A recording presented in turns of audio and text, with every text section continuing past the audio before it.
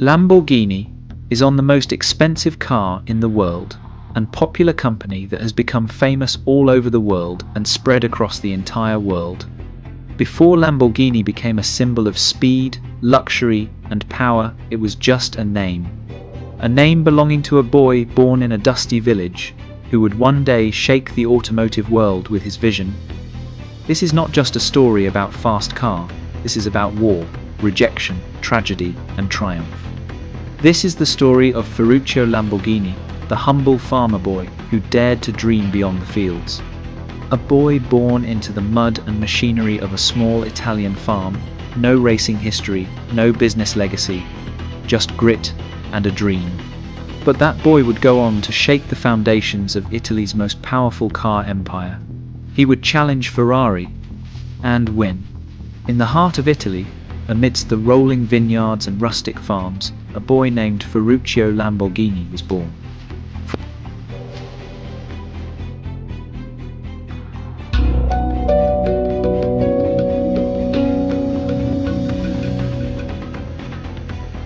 Ferruccio was born on the 28th of April 1916 in Renazzo di Cento, Italy. His parents Antonio and Evelina, his parents were grape farmers, honest and hard-working people who expect Ferruccio to follow in their footsteps. But Ferruccio had other ideas. While most children ran through vineyards barefoot, Ferruccio was always found fiddling with broken tools and rusty farm machines. He was obsessed with how things worked, unbothered by school books, drawn instead to gears, pistons, and engines. Ferruccio was the eldest of 5 children in a family of grape farmer, and his early life was shaped by the rough, dusty fields and the roar of machines. But while his father Antonio hoped Ferruccio would like to continue the family tradition of grape farming, but Ferruccio exhibited a keen interest in the machine over farming. Boy had a different interest. Young Ferruccio was more intrigued by the mechanics of the farm equipment. His fascination led him to the Fratelli Taddia Technical Institute near Bologna, where he honed his skills in mechanics.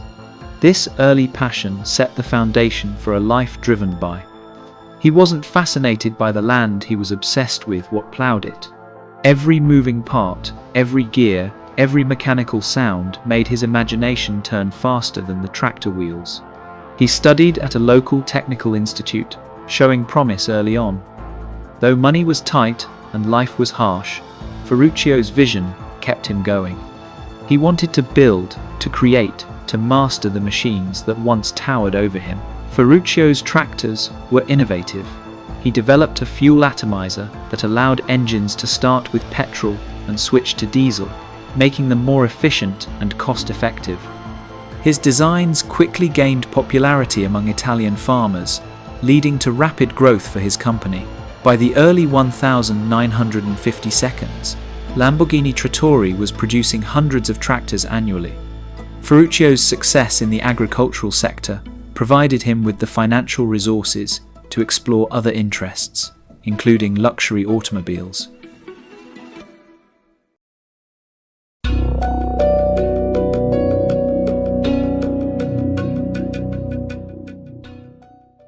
In 1940, Ferruccio was drafted into the Italian Royal Air Force, where he served as a mechanic at the Italian garrison on the island of Rhodes, a territory of the Kingdom of Italy since 1911. After the Italo-Turkish War, becoming the supervisor of the vehicle maintenance unit, he found the opportunity to experiment with his mechanical skills as a repair technician at the 50th Mixed Motor Unit. His expertise quickly elevated him to the supervisor of the vehicle maintenance unit. Then came 1943, July. Mussolini was deposed. Italy negotiated the Armistice of Cassabile with the Allies.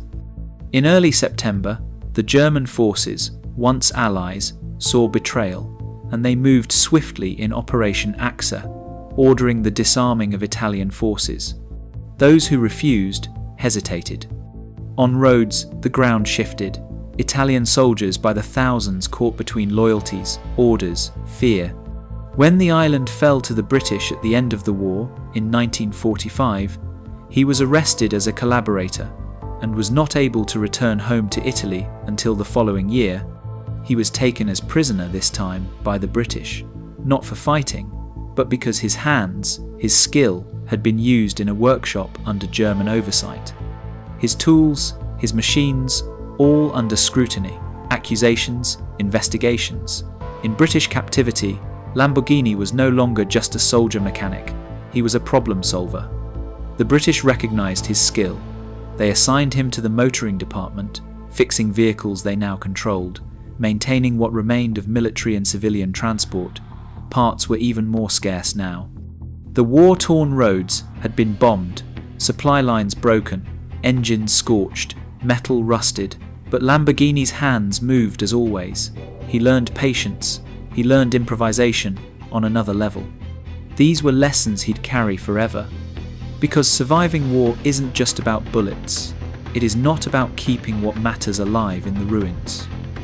When the war ended, when the guns fell silent, Lamborghini was still in British custody. He could not return home immediately, Renazzo Dicento. He returned to the home, Italy, in 1946, after released, exonerated, but marked by war, loss, and decisions made under fire. He came back to a country torn by conflict, needing repair, in need of leaders, not only politicians, but builders. He got married after returning from British with his wife, Clelia Monti. His life going so good at the time, by the 1947, he lost his wife in childbirth. She gave him first son, Tonino. His wife Clelia Monti died, and leaving him with the little baby. But Ferruccio don't believe at that time. When Ferruccio received message from his father that changed his life. In this message, his father tell Ferruccio he need help. For Ferruccio Lamborghini, being a prisoner was not the end. It was the forge, where metal is bent, where fire tempers steel, where a man learns not just to serve machines, but to command them.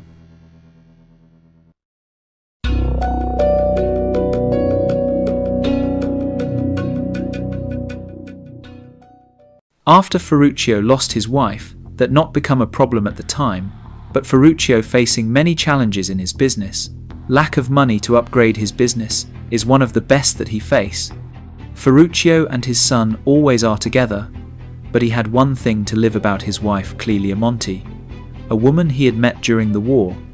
In 1946, they were married in Ferrara. Clelia gave birth to their son, Tonino Lamborghini. That is what one thing alive in his life. Clelia died during childbirth. And just like that, Ferruccio, a 31-year-old man, rebuilding his life after the war, was now a widower and a single father. Now, it's just him and a newborn son. No money, no business, no direction. But Ferruccio wasn't the type to collapse. He didn't drink his pain away. He didn't curse the gods. He picked up a wrench and he went to work. Tonino would be raised not by a soft-spoken man, but by a focused one who was still grieving, but one who knew that if his son was to have a future, he had to build it with his own hands. He faced rejection from every corner. Banks refused to back him. His father Antonio called it a waste of time. Even his father, Antonio Lamborghini, is grape farmer Ferruccio prefer machines to farming. His father Antonio asked, why not return to the farm? But to Antonio, farming was noble. To Ferruccio, it was limiting. Ferruccio, he didn't want to drive a tractor, he wanted to build his dream. But to make that dream real, he'd have to fight not just skepticism, but the entire Italian economy. Italy's economy in the late 1940s was a mess. Farmlands had been destroyed, factories looted, fuel and parts were scarce, but one thing was certain: Italy needed to eat, and for that, it needed tractors. For fuel, he created a system that let tractors start on gasoline and switch to diesel, a clever workaround for Italy's fuel shortage. And in 1948, he officially founded his first company, Lamborghini Trattori, but success didn't come overnight. Machines broke down, customers were wary, his workshop, really just a barn, was constantly one failed part away from bankruptcy. Ferruccio needed capital, but post-war banks weren't exactly handing out loans.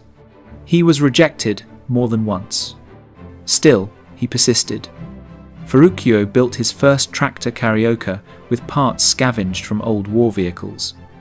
In 1948, Ferruccio met Anita Borgatti, a schoolteacher from Cento. She is very smart, grounded, and steady. She brought something new into Ferruccio's life. They married, and Anita helped him not only raise Tonino, but run parts of his business too.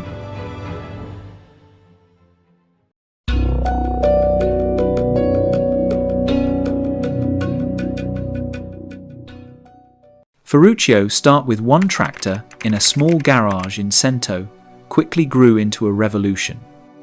These were not ordinary machines. They were rugged, reliable, and more affordable than any other tractor on the market. And Ferruccio was not just building engines, he was engineering independence for a starving country. The first model, named Carioca, was a genius blend of repurposed parts and mechanical innovation. Powered by a Morris diesel engine and fueled by a self-designed fuel atomizer, it could run on cheaper fuel, giving poor farmers a fighting chance. Demand exploded. Farmers across Italy lined up not for handouts, but for horsepower. Ferruccio was faced a problem of ending of equipment. Ferruccio doesn't have any capital to improve his business to large scale. One day, Ferruccio went to the bank to apply a loan, but rejected by the bank at the time.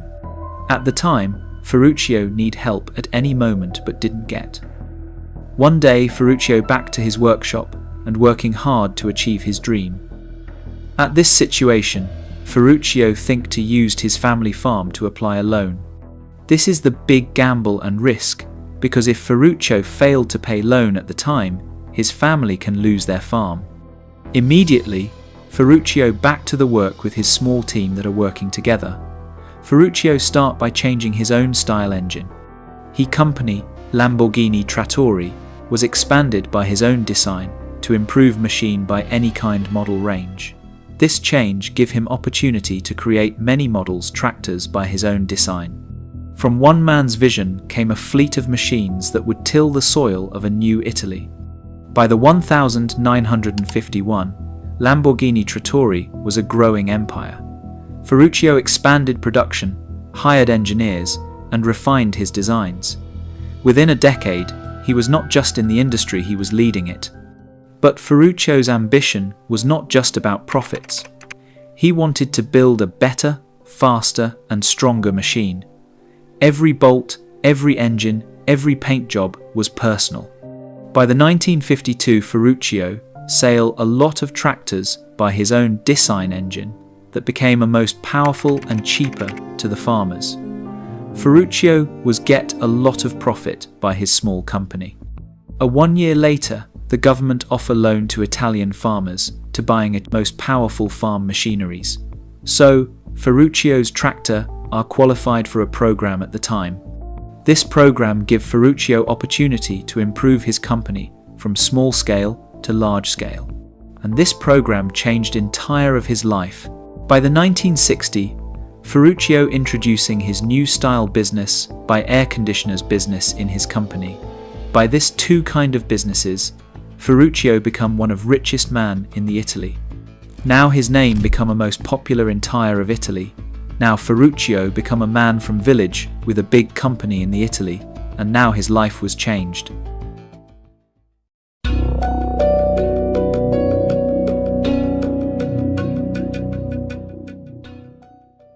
Ferruccio celebrate with family and workers on his success.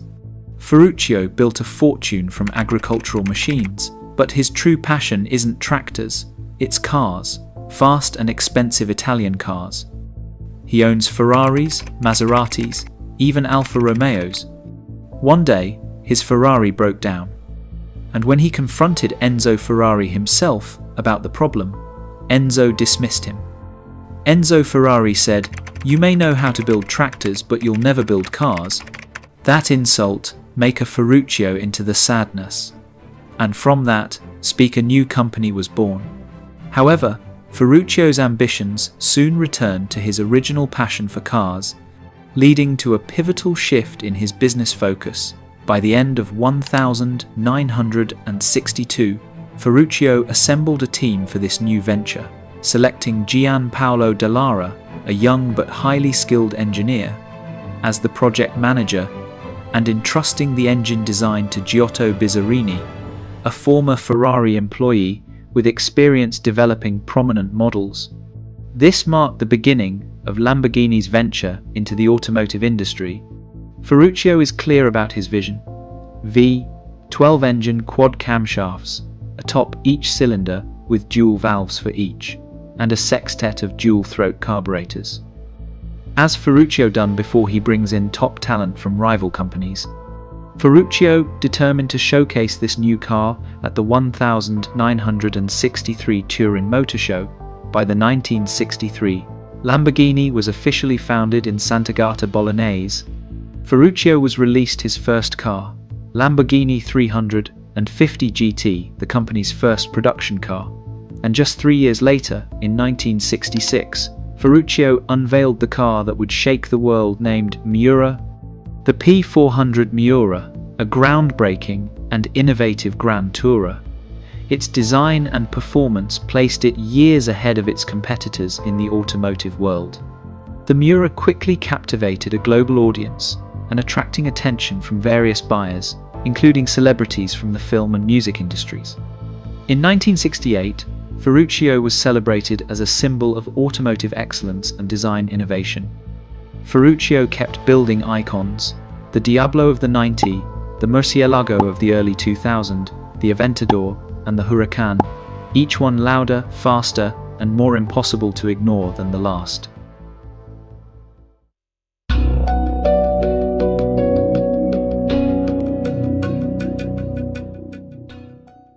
By the 1970s, Ferruccio was faced many fall. The once proud supercar maker was struggling. Two of their newest models never received approval for the US market, as America was one of his big targets. And then came the global oil crisis. Fuel-hungry supercars quickly fell out of favor. Sales crashed. The company was desperate to survive. The new management tried to pivot, taking on development contracts for other car makers. One of the first was with BMW, helping building what would become the legendary M1. But the deal didn't go well. Instead of saving Ferruccio, it drained their finances even more. And, finally, by 1974, Ferruccio decided to retire because of tired from financial problems and sold out 49% of his share. Ferruccio handed over from his air conditioners company to his son Tonino, and going back to home, Ferruccio was passed away in 1993. After suffering of heart attack, leave his own business control to his family. By 1978, all company economic and financial stability failed down. After 3 years later, the Italian government sold the company to Mimran Brothers in the price $3 million. After some few years later, in 1987, Mimran Brothers sold the company to Chrysler in the sum of $25 million. Chrysler released a new model car, the Lamborghini Diablo, that Lamborghini ever to produce. The Diablo became a most famous car that Lamborghini ever to produce and being popular car. After few years, Chrysler facing financial problems that makes Chrysler to sell Lamborghini 1994. The Lamborghini now sold to Indonesian company in the price $40 millions. This, after its own financial crisis in 1997, was sold out again from Indonesian company to Audi company. Again, Lamborghini was sold out to Volkswagen in Sun $110 millions, this time in 1998. Volkswagen took a control in the late 1998. With German engineering precision backing Italian passion, Lamborghini entered a golden age of stability and innovation. In 2001, Inch's company produced new model car Lamborghini Murcielago under Volkswagen control. The Volkswagen Group's investment brought stability, engineering resources, and manufacturing discipline that allowed Lamborghini to refine its models and expand into new segments. After that, Lamborghini was released many model cars like Gallardo, Huracan, and Aventador, and other more model cars into different name, by now Lamborghini, being in the most wealthy company in the world. This the story of how a humble farmer boy turned into Lamborghini company creator.